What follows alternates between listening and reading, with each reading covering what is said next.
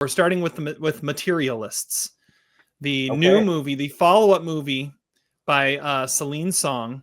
And Zach, since this was your pick, you get to start. Tell us all about Materialists. Okay, Materialists, from the filmmaker behind my favorite film of 2023 and my second favorite film of the decade so far, Celine Song. She made Past Lives. Now, it's interesting when you have a filmmaker make their debut, and then their follow-up is a movie that in some ways kind of covers a lot of the same material. This is also a movie that is about essentially a love triangle. It's about matchmaking. It's about the idea of fate.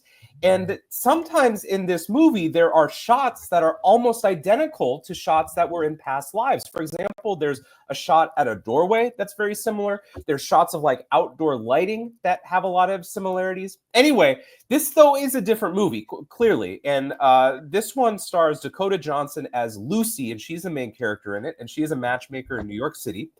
And her job basically entails face-to-face contact. I'm guessing that her service is more for rich people who don't want to do the Tinder thing or go online. So she basically coordinates these dates between generally wealthy white people in their 40s. And so they have these lists, or 30s and 40s, and they have these lists of demands, and she calls them, she sets them up, and then she calls them back. How did you do on your date? Essentially, she's kind of like, in a way, she reminded me a little bit of like Will Smith in Hitch. And apparently, Celine Song says in real life that she worked as a matchmaker for 6 months. That's kind of interesting. So along the way, we meet the love triangle, as I mentioned, is between a new love interest played by Pedro Pascal. His name is Harry. He's a rich bachelor in his 40s who's very well dressed. He lives in a $12 million apartment, and he is what Dakota Johnson calls at one point a unicorn. I mean, he's a very wealthy, great-looking guy with lots of money. He's got a few skeletons in his closet that we learn a little bit about later on. And then the other side of the love triangle is Captain America himself, Chris Evans, who plays John. And John is in many ways everything that Harry is not. He is unemployed, well, not unemployed, but he's an actor. So he's working these very kind of low-wage jobs. He works basically, when we see him at the beginning of the movie, he's actually working at the wedding that Dakota Johnson is attending. He lives with roommates, and sometimes those roommates have weird places that they put their condoms in a very amusing scene.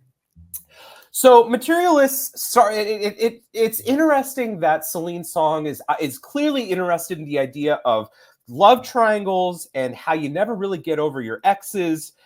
And what was so beautifully articulated in Past Lives, the idea that maybe these relationships wouldn't have worked out, but you can still kind of wax nostalgia for them and you can still think about regrets in your life. What works so well in this movie comes off, frankly, as so hollow in this movie.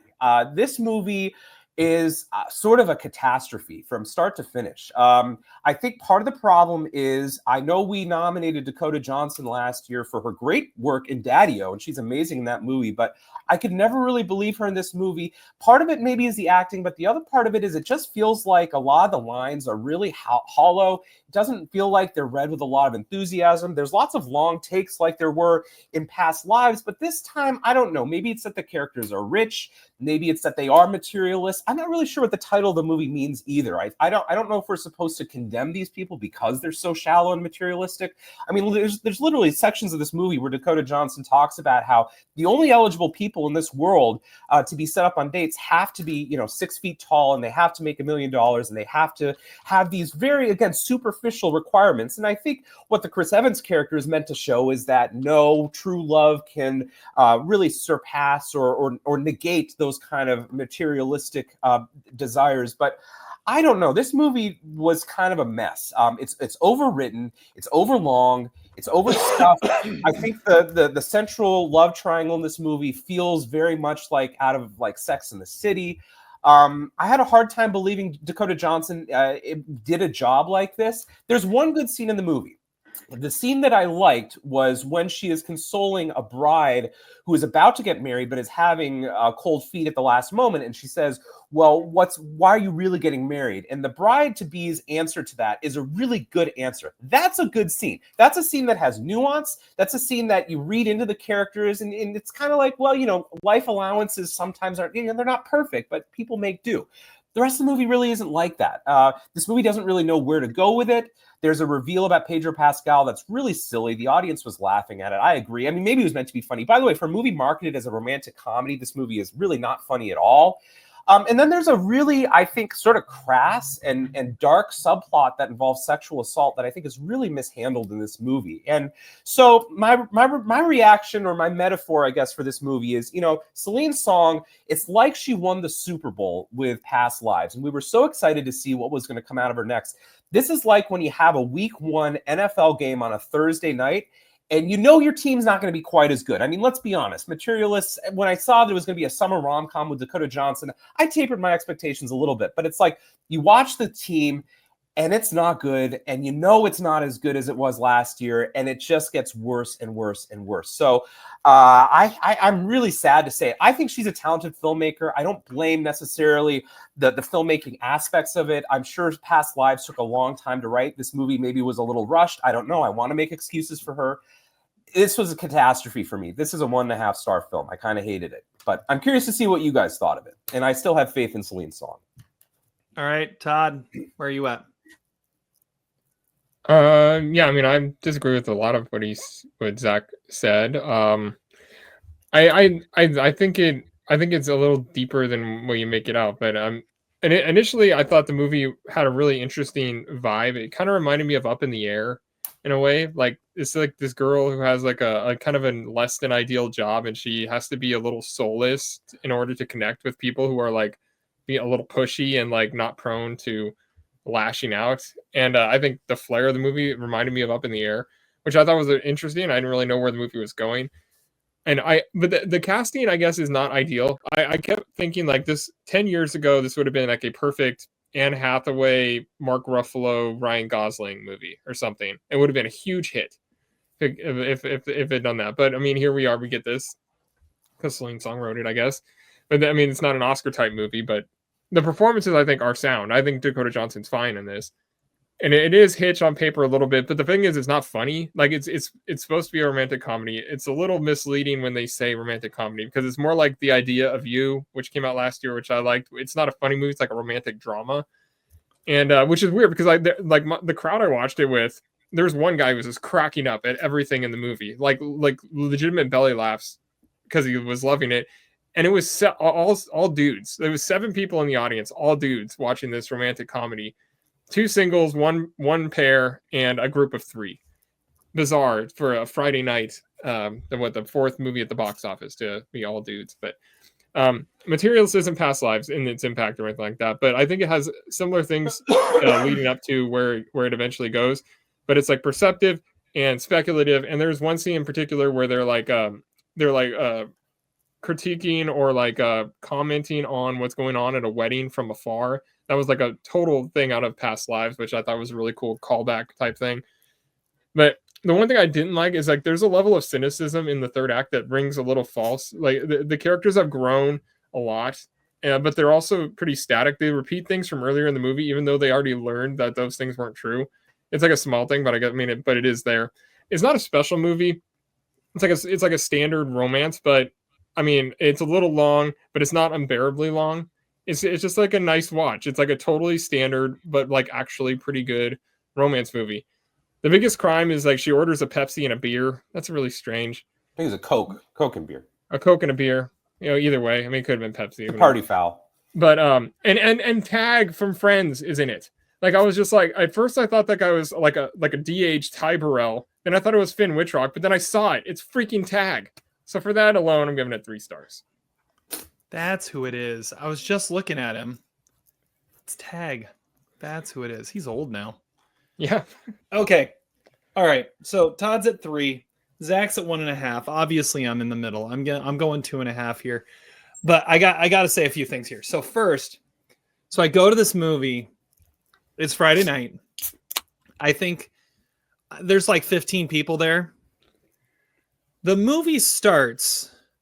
And the opening scene is different, right? Like let's. You thought that you were at the wrong movie. Let's do a love story like 2001: The Space Odyssey here, and go back to Cavemen. 10 people in the audience got up and walked out saying, "What the hell is this? That's not what I signed up for."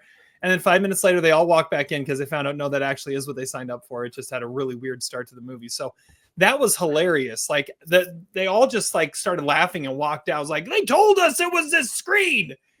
And then the people that were left were laughing at it too. Like, what in the world is going on? And then they all walked back in like 5 minutes later. It was funny. So it's interesting that this was by the same person that did Past Lives. Like, there's some filmmaking aspects that are similar. Tone wise, I don't think there's much at all that's similar, because Past Lives is, you have a woman who loves two people, like legitimately loves two people, and it's looking at your past and your present and how to mesh the two together. This one, I like, the best way I could describe it coming out of it is, this is like a Nora Ephron movie for sociopaths, because it's instead of, I love these two people, what do? It's, oh, emotion has to play a role in relationships. I have to have an emotion. Oh yeah. Love. That's the emotion that comes out of relationships. I forgot, because that's who Dakota Johnson is. That's who Pedro Pascal is in this. And it's weird. All of their scenes are weird. Dakota Johnson, I agree with Zach. She's kind of horrible in this. And how can you have two people that are vying for the affection of someone so uninteresting? Her best scene is the flashback scene in the middle of the road. It's the only moment in the entire movie where she actually felt like a real person. The rest of the time, she feels fake and plastic, and nothing about her feels authentic. And same with Pedro Pascal. Nothing feels authentic. The only authentic thing in the whole movie is Chris Evans. And when he's asked, why do you have feelings for me? His response is, I honestly don't know. I mean, this is the problem with the movie, is your love interest is completely undesirable in every way, except she checks boxes. But, oh yeah, there's love. There's love. It nails the ending kind of nicely in wrapping it all up and giving you a good feel good. But man, I didn't know what to do with this. I'm probably generous in giving it 2.5 stars. But I did like Chris Evans, and I thought he had an interesting character. But it's a different movie. Chris Evans is in a different movie than everything else that's going on. Very Matt Damon. Yeah. Like the scenes with him and his roommates in the apartment. Yeah. That's a whole different movie. Totally. And the flashback scene when they're actually together, completely different movie, completely different character from Dakota Johnson. So yeah, I don't know what to do with this. Well, she has to put on an act to do her job. And it's trying to make a point that, like, you can check every box, but if it doesn't make sense, then it doesn't make sense. I mean, that's sort of what they're getting at. And she has to go through that same thing. Like, her world is kind of disrupted because she actually starts with like a relationship. And I mean, and she is doing it because of what she believes now, because of her job. I don't know. I mean, I think all of that, it makes more sense than you're leading on. But I mean, yeah, it doesn't. I mean, the start to the finish, it's kind of a weird ride. But I don't think it's just so cold. Like, it's so cold and calculated. That's the point. Like, I know, but it's also but it's not. I feel like Adam just reviewed this movie. Like what? Like you guys. I can't relate to the main character, so I don't like the movie. It's also very dull. I mean, there in Past Lives, there were long, protracted scenes where two characters talking, and it was riveting. This movie, that scene where they're in the restaurant, Dakota Johnson, Pedro Pascal. I mean, I was struggling to stay awake during that. I mean, this was not interesting dialogue whatsoever. The characters are vapid. They're one-dimensional. Now, the movie's called Materialists, so okay, maybe that's baked into it a little bit. But I think also the movie that I thought of a lot was Shop Girl. I don't know if you guys ever saw Shop Girl about 20 years ago, but Shop Girl is basically the same movie. It's Claire Danes deciding between poor guy Jason Schwartzman and rich older guy Steve Martin, and that's a cool movie because you really you understand that character. And I don't know if we're supposed. I think it's maybe by design that we're not really supposed to understand the character of Lucy.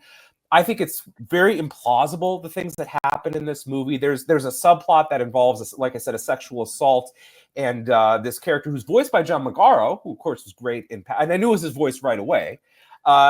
That element also feels very Matt Damon. Like, what movie is this in? It felt completely unrealistic. Not that that event would happen, but that it would be that it would involve the Dakota Johnson character in the way that she's involved. I mean, she's getting sued, for Christ's sake. So I don't know. I didn't believe any the of it. company gets sued. She like that The whole thing made a lot of sense. Like, because she knows these people personally. That's her job. Like, she has personal relationships. So with all she's these... going to call. She has no one else. She, of course, knows no one else. The only person she can call in the middle of the night is Dakota Johnson. And why do you think she has this ask for the service? I don't know. You're stretching there, Zach. Why does she even have her number? Would be my question. But the point is, no, she had her number the whole time. The movie is desperate. All right, by that point, and the movie basically makes sexual assault I think sort of a joke, and makes it into another stepping stone that Dakota Johnson has to go through in order to find herself, which I think is really trite.